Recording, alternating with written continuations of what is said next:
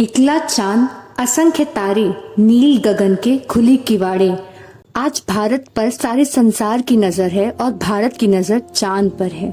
चांद के उस इलाके में जहां कभी किसी की नजर नहीं पहुंची, जहां घनघोर अंधेरा है, उस रहस्य से घिरे अंधेरे को प्रकाश में लाने के लिए हमारा चंद्रयान 3 1.42 बिलियन भारतवासियों के हौसलों व उम्मीदों के साथ उड़ान भरने को तैयार है।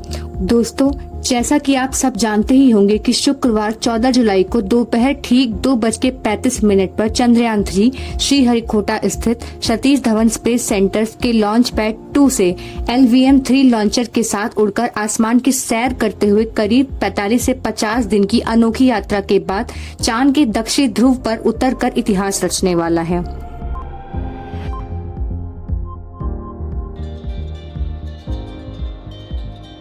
यदि भारत दक्षिणी ध्रुव पर सॉफ्ट लैंडिंग तकनीक के साथ सफलतापूर्वक उतरता है तो भारत अमेरिका, रशिया और चाइना के बाद चौथा देश बन जाएगा जो चांद की सतह पर उतरेगा, जिसकी संभावना 100% है क्योंकि भारत ने अपनी चंद्रयान 2 के समय की गई भूलों को सुधारा है। यही नहीं, चांद के दक्षिणी ध्रुव पर उतरने वाला तथा चांद पर सॉफ्ट लैंडिंग तकनीक हासिल करने वाला भारत पहला देश बन जाएगा। अब सवाल यह है कि क्यों आज तक कोई देश चांद के दक्षिणी ध्रुव पर नहीं पहुंचा और आज भी उस हिस्से की गुत्थी इतनी उलझी क्यों है।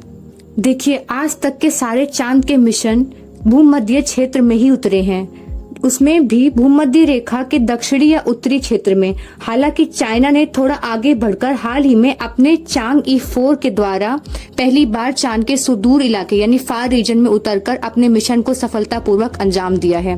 ऐसा करके उसने कई कीर्तिमान स्थापित किए हैं और दुनिया भर का ध्यान अपनी ओर आकर्षित किया है और खूब सुर्खियां बटोरी हैं। पर यह मिशन भी उसी क्षेत्र में था। दरअसल भूमध्य क्षेत्र में लैंडिंग आसान और सुरक्षित होती है क्योंकि वहां का तापमान सामान्य और सतह समतल होती है और वहां गड्ढे भी काफी कम होते हैं। प्रकाश की प्रचुर मात्रा उपस्थित होती है। इन सभी कारणों से उपकरण लंबे समय तक चलता है और निरंतर संचालन में मदद भी मिलती है। पर अब भारत चीन के भी मिशन से भी अत्यधिक कई गुना जटिल और महत्वपूर्ण मिशन को अंजाम देने जा रहा है क्योंकि दक्षिणी ध्रुव पर आज तक कोई मिशन नहीं गया है, इसलिए वह क्षेत्र मनुष्य के लिए अब भी अज्ञात है। पृथ्वी और चांद के बीच झुकाव में अंतर होने के कारण चांद का वो हिस्सा पृथ्वी से दिखाई भी नहीं देता है। वहाँ कई क्षेत्रों में गहरा अंधेरा है, उस पर से वहाँ काफी अधिक क्रेटर यानी गड्ढे भी मौजूद हैं जो कि कई किलोमीटर गहरे हो सकते हैं। यहाँ सूरज की रोशनी नहीं पहुँचती है। सूर्य का प्रकाश न पहुँचने के कारण तापमान -230 डिग्री सेंटीग्रेड तक चला जाता है। ऐसे क्षेत्र में मिशन का सफल होना काफी चुनौतीपूर्ण है।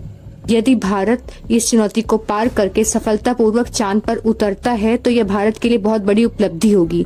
चांद के उस क्षेत्र में क्रेटर में प्रचुर मात्रा में बर्फ जमी होगी जिन्हें पानी में परिवर्तित करके भविष्य में चांद पर घर बसाने में मदद मिलेगी। बताते चलें कि चांद पर सबसे पहले पानी की खोज भारत ने ही की थी। चंद्रयान 3 का मिशन चांद पर भूकंप व मौलिक संरचना की थर्मल फिजिकल प्रॉपर्टी के अध्ययन में मदद करना भी है। पृथ्वी के शुरुआती इतिहास व सभ्यता के साथ सबसे अच्छा संबंध चांद द्वारा ही बनाया गया है, तो शुरुआती सौर मंडल का एक जीवाश्म रिकॉर्ड दक्षिणी ध्रुव के ठंडे क्रेटर में पाया जा सकता है। चांद पर रेयर अर्थ मेटल का बहुत बड़ा भंडार है जिसकी मदद से एनर्जी पैदा करने के लिए सुपर कंडक्टर बनाए जा सकते हैं। भारत में हाल ही में ताइवान व भारतीय कंपनी के बीच सुपर कंडक्टर की डील टूटी है जिससे पूरे भारत को झटका लगा है। यदि रेयर अर्थ मेटल के भंडार भारत के हाथ लगते हैं तो यह भंडार भारत के लिए बहुत कीमती और फायदेमंद साबित होंगे।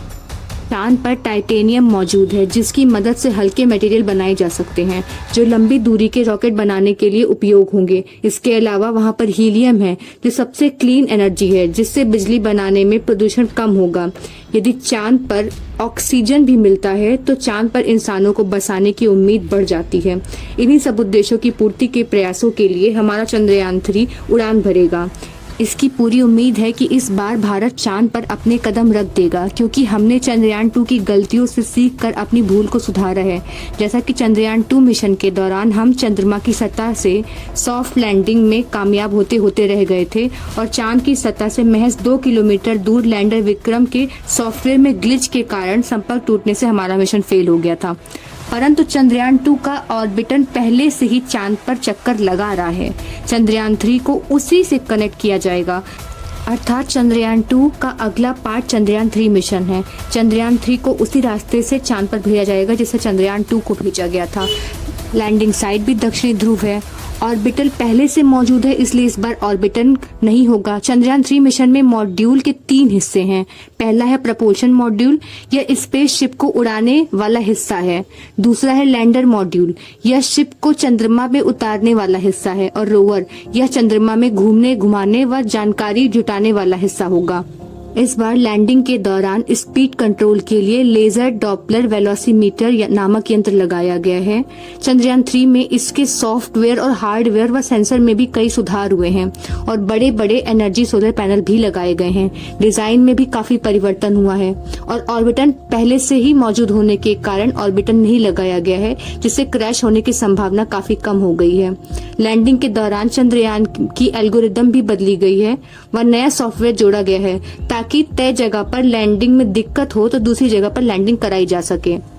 यानी इस बार चंद्रयान 3 मिशन के सफल होने की संभावना 100% है।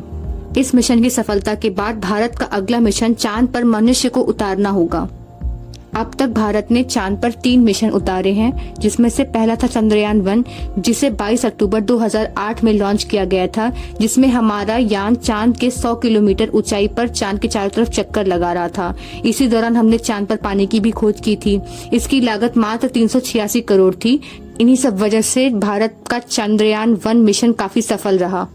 उसके बाद चंद्रयान 2 मिशन, जिसकी लागत 978 करोड़ थी। यह मिशन आंशिक सफल रहा था, पर आज भी इसका ऑर्बिटल चांद के चक्कर लगा रहा है। चंद्रयान 2 से भी सस्ता हमारा चंद्रयान 3 मिशन है। इसकी लागत 615 करोड़ के लगभग है। वैसे जहां रूस, चीन, अमेरिका अब तक कई लाख करोड़ खर्च कर चुके हैं अपने चांद के मिशन पर, वहीं भारत ने कुछ हजार करोड़ की लागत में अपने मिशन को पूरा किया है। इतनी कम लागत में इतनी उपलब्धि हासिल करना ही अपने आप में एक बहुत बड़ी उपलब्धि है। इन सब पर आप क्या सोचते हैं, कृपया कमेंट सेक्शन में हमें अवश्य बताएं। धन्यवाद।